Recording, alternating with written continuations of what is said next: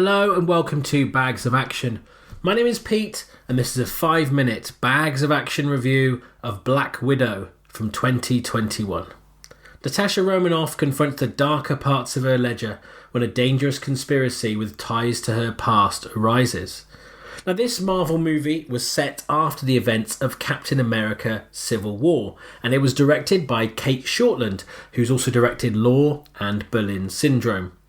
It was written by Eric Pearson, who also wrote Thor Ragnarok, Godzilla vs. Kong, and was also part of the team writing the Agent Carter series for Marvel too. The story alongside it, so people that were involved earlier on in the screenwriting process, include Jack Schaefer, who wrote The Hustle and wrote WandaVision, also for Marvel, and Ned Benson, who wrote The Disappearance of Eleanor Rigby, Them, Her and Him versions.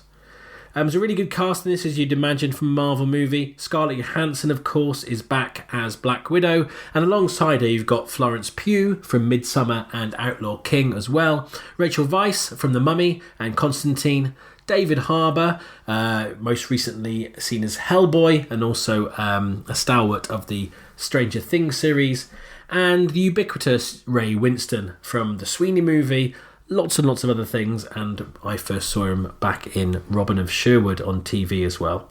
You've also got one of the Marvel stalwarts as well. William Hurt returns as General Ross, which helps bed this movie into the Marvel Cinematic Universe canon. So I watched the latest Marvel movie on the small screen for the first time, after it had extended release delays due to the pandemic. It was a bit odd, actually. I'm so used to seeing Marvel movies at the cinema. It was a little bit strange seeing it on the small screen for the first time, but there we are. But was it worth the wait? Well, this was set between films, and because of that gap, it made it a little bit hard to get a handle on things that preceded it. You quite often need to pause it and have a think about, okay, what happened before this? What happened afterwards? Had this already happened at this point? Where did she end up? Etc. So that made it took a little bit of unpicking. But regardless of that, I mean, this occupies similar spy Cold War territory to Captain America Winter Soldier. And although it is very much a solo Black Widow movie, yes, finally, a female lead character in a solo film from Marvel, it does feel very linked to the Captain America films, far more than the rest of the MCU. And I guess where kind of Captain Marvel was kind of parachuted in and kind of retconned into the story, what I liked about this was a character we knew really well, and we got to see some of the adventures that weren't covered. A bit like in the comics, you know, you read in the kind of the main Avengers title, then you go off and read what happened in between those adventures of the Avengers to find out what each of the solo characters did. So this felt a bit like a kind of mini-series from when I was heavily reading Marvel comics. Now, what set this film apart for me was the action. It's breathtaking, relentless, and it doesn't stop until more than halfway through the film. It really is like a roller coaster ride, and it's kind of exhilarating from the first few frames. If you imagine those kind of cool 5-minute scenes of Black Widow getting out of trouble that featured in some of the other movies, but turned up to 11 and extended for 20 minutes plus, and followed by another and another, you'll have some idea of quite how amazing the action in this movie is. Now, there are far more knife fights than I expected from a mainstream franchise film with a family audience. There are fights here that wouldn't feel out of place in a John Wick movie. And as this is a Marvel film, of course, the casting is as always impeccable. Pugh, Harbour and Weisz are brilliant. And Winstone is good too, although he has kind of played this kind of role maybe one or two times in the past at the moment. And he did, you know, it feels a bit too obvious in the casting perhaps.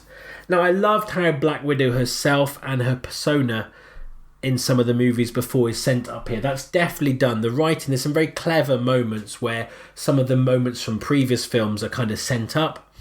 There are some plot points in here which are a little bit stranger than others, and some things don't quite land. For me, some of the female empowerment feels a little bit forced, but I watched this with my teenage daughter and she felt the opposite. She adored those bits the most. Overall, this is some ride. It grabs you by the throat early on, and for me, it rarely let go. It's a spy movie with a humorous family dynamic and non-stop action for 2 hours. That's exactly what I wanted. That's exactly what I got. It does. It feels like a follow-on in many ways from Winter Soldier, and as a transitional movie between what went before in the Marvel movies and where it's heading now, minus many of the long-standing stars. I'm not really sure how this could have been much better, to be honest with you. It probably surpassed my expectations, and considering that long delay, I think that's quite an achievement. Now, David Harbour almost steals the show in this movie, and Pugh comes close to doing the same, but I do think Scarlett Johansson, having built the character across the other movies, does a really good job here of carrying this movie. And yeah, I really enjoyed it, as you can probably tell. It's not the best Marvel film I've seen, but it's a long way from being the worst. It's certainly a very solid entry, and there's such a high bar in the MCU. And this, to me, continues a very, very rich vein of form. So I'm going to give Black Widow, with all those things considered and no half bags allowed, 4 bags of action out of 5. Have you seen Black Widow yet, either on the big screen or on Disney+? And do you agree with my assessment of it? Feel free to comment below or get in touch with us on email, Facebook or on Twitter. We have new episodes coming out weekly, including our full-length podcast. Don't forget to give this video a like, subscribe to the channel, hit that bell to get notifications too. Bags of Action will always be free. If you'd like to buy us a coffee, you can do that at our Ko-fi page.